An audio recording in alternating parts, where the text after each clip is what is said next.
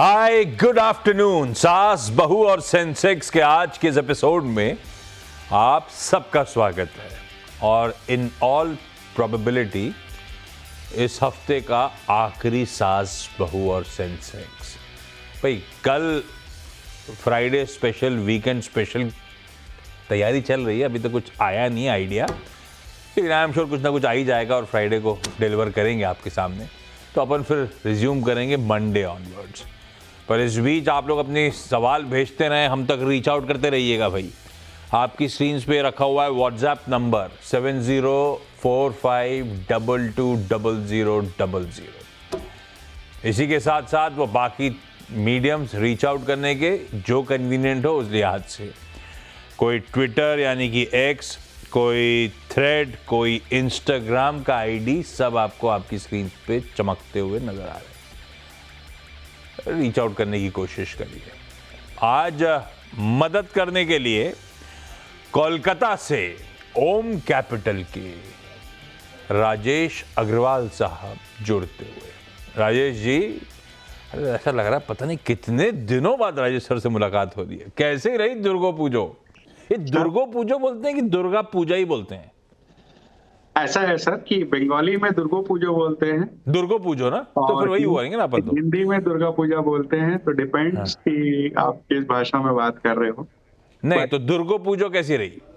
बहुत बढ़िया रही, लाजवाब रही, इसमें तो कोई दो राय नहीं है। बस एक ही मलाल रहा कि इस बार अष्टमी नवमी एक दिन पड़ जाने के कारण से हमारा घूमना एक दिन कम हो गया, अदरवाइज तो बहुत शानदार रही।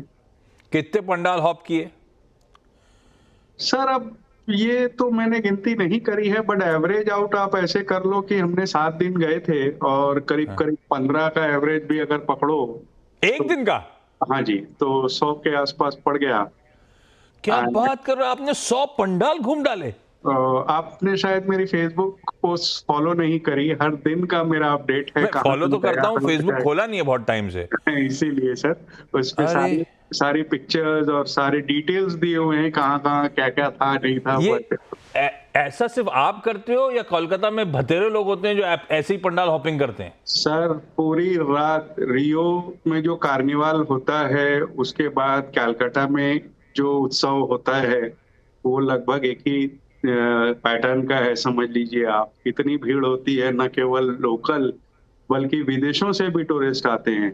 इनफैक्ट 2 साल पहले यूनेस्को ने इसे वर्ल्ड हेरिटेज का टैग दिया हुआ है, उसके बाद तो और भी विदेशी टूरिस्ट बढ़ गए। एक बात बताओ, अपने मुंबई में भी होता है गणेश चतुर्थी, लेकिन अपन एक पंडाल में जाते हैं तो रात भर खड़े होते हैं तो सुबह दर्शन करने को मिलता है, फिर आगे हिम्मत नहीं होती है। तो अपना तो एक दिन का एक पंडाल भी कवर हो जाए बड़ी बात है। ये कोलकाता में भीड़ नहीं होती क्या पंडालों में? सर बहुत भीड़ होती है, बट इसी भीड़ की वजह से हम लोग क्या करते हैं कि कुछ पासेस मिलते हैं, वो ले लेते हैं और हम लोग निकलते हैं 11 साढ़े 11 बजे। तब तक फैमिली पब्लिक थोड़ी सी छट जाती है रात में। हाँ, वापस आते हैं सुबह 8 बजे तक। तो क्या होता है, उस समय भीड़ तो होती है बट थोड़ा सा प्रेशर कम रहता है। गजब है। एक बार दुर्गा पूजा में जाना है, एक जाना चाहिए दुर्गा पूजा में कोलकाता, एक जाना चाहिए नवरात्रे अहमदाबाद। गजब होते हैं। अच्छा भैया, लोग इंतजार कर रहे होंगे सवाल जवाब के लिए। राजेश सर को बुलाया था, पता नहीं कौन से सवाल और कौन से जवाब ढूंढ रहे हैं ये लोग। क्विकली मार्केट रख देता हूँ स्क्रीन पे। भाई दिक्कत में है भारतीय बाजार। वैसे ऐसा नहीं है कि भारतीय बाजार दिक्कत में है, ऐसी मैं चेक कर रहा था, एशिया ठंडा पड़ा हुआ है, एशिया दबाव में है। और वो इवन जहां पे वो स्टिमुलस अनाउंस हुआ, शंघाई, हैंगसेंग, वो तक दबाव में। पूरा एशिया पेन में, लार्जली सब पेन में ही नजर आ रहा है। तो ऐसा नहीं कि हम पिट रहे हैं। निकेई भी 3/4% दबाव में, निफ्टी भी 3/4% दबाव में, हैंगसेंग 0.5%, शंघाई 1%, सब जगह मुनाफा वसूली है। लेकिन हमारे लिए दिक्कत ये कि हम तीसरा दिन हो गया है दबाव का और हम बड़े प्रिकेरियस लेवल्स के आसपास खड़े हुए हैं। वो 24,900 तो गया, 24,800 गया। आज के इंट्राडे लोज स्क्रीन पर रखिएगा डायरेक्टर साहब, 770 के हैं। और यहीं से वो बस ये डिफेंड करना जरूरी है। पिछली बार जब पेन आया था तो 950 कह रहा हूं, कितना था? 756 पहला जोन था, 690 समथिंग दूसरा जोन था।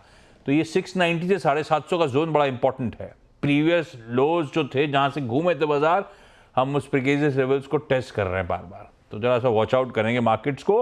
लेकिन सवाल जो आपके क्विकली सिलसिले की शुरुआत कर रहा हूं, आज बुलंदशहर, शारजाह और लातूर जाना है। शुरुआत कर रहा हूं बुलंदशहर से। मोनिका जी आप सब स्क्रीन पे जुड़े हुए नजर आएंगे। मोनिका मैम के पास पहले चला जाए। Monika ma'am hi, hi sir. Good afternoon. Monika ma'am कब से शेयर मार्केट से जुड़े हो आप? सर हमको 15 साल हो गए शेयर मार्केट से। 15 साल। जी। कैसा रहा सफर? बहुत अच्छा रहा। पहले तो हमने वाह। जॉब करी और उसके बाद हम खुद काम करते हैं अपना। पहले क्या करी? पहले जॉब करते थे हम सुशील फाइनेंस में। हाँ, अच्छा, जी। ब्रोकर क्या काम करते थे आप? Yes sir, yes sir. तो आप तो पुराने मंजे हुए खिलाड़ी हो गए। बढ़िया कनेक्ट होगा मार्केट में, खूब बढ़िया कॉल्स आते होंगे आपके पास, ऐसा होता है क्या? नहीं, कॉल्स वगैरह तो नहीं आते, हम सीएनबीसी को ही फॉलो करते हैं। हाँ, तो बढ़िया कॉल्स तो वैसे भी आते होंगे ना फिर भी। Yes sir, yes sir. अच्छा, मोनिका मैम पहला सवाल। सर हमारा पहला सवाल ये है कि हमने जो है अदानी पावर के शेयर लिए थे at the rate of 240, 150 share लिए थे, तो हमने 50 शेयर 840 में बेच दिए हैं, पार्शियली प्रॉफिट बुक कर लिया। अब और- पूछूं क्या, बचे हुए स्टॉक्स कब बेचने हैं या Yes. रखे रहे हैं, ऐसा पूछूं? Yes sir, please. बहुत बढ़िया एक्विजिशन प्राइस है मोनिका जी की, पार्शियल प्रॉफिट बुकिंग कर भी चुकी हैं राजेश सर। अभी ये जो बचे हुए 100 शेयर हैं, 350 पौने 400 रुपए पर शेयर गेन हो रहा है, क्या करना चाहिए? गुड आफ्टरनून आशीष जी, बाकी भी जो महिला मित्रगण है सबको नमस्कार। अदानी पावर आपकी बहुत अच्छी एक्विजिशन प्राइस है और आपने जो पार्शियल प्रॉफिट बुक किया है उस लिहाज से मैं समझता हूँ कि शायद जीरो कॉस्ट हो गई होगी या बहुत कम हो गई होगी। अब आते हैं कंपनी के पर, तो कंपनी अगर आप देखो तो थर्मल पावर में एक बड़ी कंपनी है। कुछ डेट भी इन्होंने कम किया है, इस वक्त करीब 25,000 करोड़ के आसपास का डेट है। न केवल बांग्लादेश में बल्कि सप्लाई करती है, बल्कि केनिया में भी इन्होंने नया करार किया है।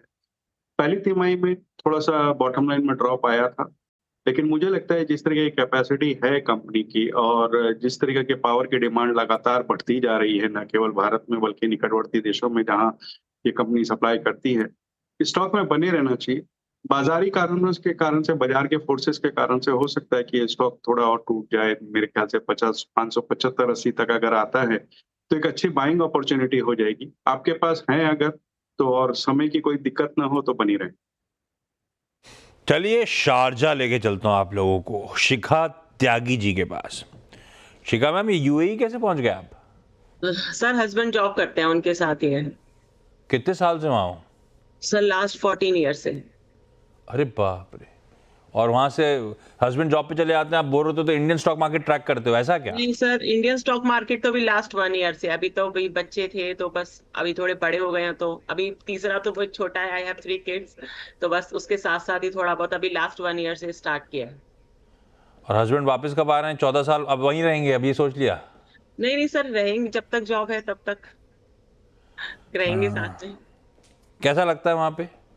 अच्छा लगता है सर, बढ़िया है। यहाँ ऐसे लगता ही नहीं कि आप बाहर हो, सारे इंडियंस, मोस्टली फैमिली इंडियंस ही हैं यहाँ पे। अच्छा। शारजा में तो मोस्टली से आप छोट मिनी इंडिया बोल सकते हो। हाँ, अच्छा शिखा मैम, पहला सवाल कौन सा? Sir actually I have Tata steel 254 shares है 176 के प्राइस पे। सर जब से लिया है उसके बाद से गिरना शुरू हो गया है। और लिया क्यों था? ट्रेडिंग का मन था क्या शिखा मैम? सोचा था लंबी अवधि के लिए लगा के रखूंगी। 2 to 3 मंथ्स के लिए, बट अभी वो रुक ही गया। उसके बाद से जब से लिया तब से गिर ही रहा है। 2 से 3 मंथ पोजिशनली लिया था, स्टॉप लॉस नहीं लगाया था, मैं एज्यूमिंग 20-25 रुपए नुकसान हो रहा है। राजेश सर क्या करना है टाटा स्टील पे भाई? देखिए, ट्रेडिंग के अगर आपका नजरिया था तो आपको स्टॉप लॉस लगाना था, लेकिन मैं समझता हूं कि डिलीवरी के लिए स्टॉक बहुत अच्छा है, आप इन्वेस्टमेंट के लिहाज से इसे रख ले। शानदार कंपनी है। हालांकि इस तिमाही के नतीजे से हमें खासी उम्मीद नहीं है क्योंकि मानसून थे, स्टील प्राइस कमजोर थे, लेकिन सेकेंड हाफ में हमें लगता है रिवाइवल होगा क्योंकि कंस्ट्रक्शन एक्टिविटीज चालू हो जाएंगी मानसून के बाद, तो उस वजह से स्टील की डिमांड बढ़ती हुई आएगी। वर्ल्ड स्टील एसोसिएशन ने भी ये कहा है कि स्टील की शॉर्टेज रहने वाली है, कंजम्पशन बढ़ता जा रहा है, तो ये स्टॉक आपको, जो कि बहुत अच्छा है, कंपनी है, कैपेसिटी बड़ी है, कम से कम 180 के टारगेट के साथ इसमें बने रहना चाहिए। लातूर से पूजा तिड़के मैम स्क्रीन पे। पूजा मैम गुड आफ्टरनून। कैसा रहा इस बार मॉनसून? पानी वानी की दिक्कत तो नहीं लातूर में ज्यादा, या इस बार बेहतर हुआ मॉनसून? अच्छी है सर, मानसून अच्छा है इस बार सर मराठवाड़ा में। परफेक्ट, क्योंकि बीच में वो बड़ी खबरें आती थी लातूर बड़ा पानी की स्केर्सिटी हो गई थी बीच में, है ना? हाँ सर, 2040 में 13-14 में थे। अच्छा, तो टाइम हो गया। अच्छा, मुझे वही बहुत याद है। ज्यादा था सर, बहुत ज्यादा था, हाँ, एक्सट्रीम में चला गया था। हाँ एक्सट्रीम थे उस टाइम हाँ। को। ट्रेन से हमें पानी आया था हम लोगों को। हाँ, मुझे याद है। हाँ, मैं वही, मेरी कहानी वहीं रुक गई थी, इसलिए मुझे पूछा मॉनसून का। लेकिन आप कह रहे हो अब तो 10 साल हो गए इस बात को, लेकिन मुझे भी सब फ्रेश याद है कितनी दिक्कत आई थी। पूजा मैम, कब से स्टॉक मार्केट से जुड़े हो?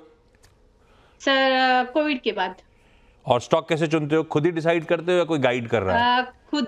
खुद डिसाइड करते हो सर। और आपका सुबह 7:30 बजे से दोपहर 3:30 बजे तक खाली CNBC आवाज ही रहता है मेरे घर में।